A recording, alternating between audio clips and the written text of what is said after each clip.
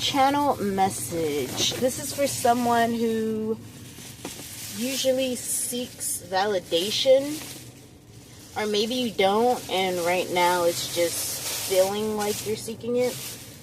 But what I'm hearing is, remember to put yourself first, no one else. Obviously, if you have to, you have your kids and all that, of course, put them next to you. Don't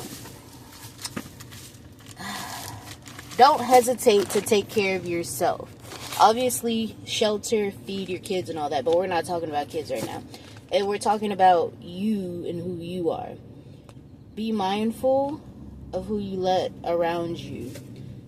If you're a man, remember, you're more so worldly, like a physical being, compared to if you're a woman, where you're a more spiritual being. And if you're in a hetero relationship, you have to remember that if you're the woman, you're 9 times out of 10 the spiritual and physical. And if you're a man, you're 9 times out of 10 the physical more than the spiritual. So that way it balances out. Now, you both can be lacking in one area, or you both could be prospering in both areas. But at the end of the day, you have to figure out what you want that's best for you. So with this message, if you're feeling alone, pray. Pray to yourself. Pray to whatever being, whatever God you believe in. Pray to your ancestors, your passed over loved ones for guidance, for, like your culture. Even if you don't know your family, say you were an orphan or something, pray to the culture you believe you fall into, You have to remember, some fear the journey while others fear the end of the journey. And it's a long journey, but as long as you have yourself and you keep pushing forward, and remember that balance is key in your own life. Never put a different entity, a different being in front of you before you. Remember, we come in this earth by ourselves, we leave by ourselves. Yes, you could be in a relationship. Yes, you could be building with somebody right now. But at the end of the day, you will still walk alone. When you see motorcycles, you see 9 times out of 10, most of them are one person built. Or you will see one person riding by themselves most of the time. When you look over to the car next to you, 9 times out of 10, it's one person riding by themselves. And even when they have other people in the vehicle with them, you're still in your own body, you're still in your own vessel. And you have to take care of your vessel. Don't let anybody come in between you and your hygiene, you and your mental state, you and your physical state, you and your health, you and your self-love.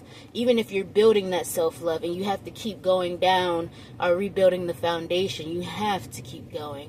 You have to keep striving for yourself. You have to remember, a lot of people will sit here and lie to you to your face. And you have to be okay with that. You have to be okay with knowing that most people that you come into contact with are lying to you. And that's okay. But you have to make your own story. You have to cultivate how you feel about this. And you have to always be respectful and honest with yourself. The more you lie to yourself, the more you disregard what you want for somebody else, the more you feel like shit. Or the more you feel like you aren't worthy, which you are. You are a sunflower. You are great. You are amazing. You are gorgeous. You are everything and more. You have to believe that before anybody else believes that.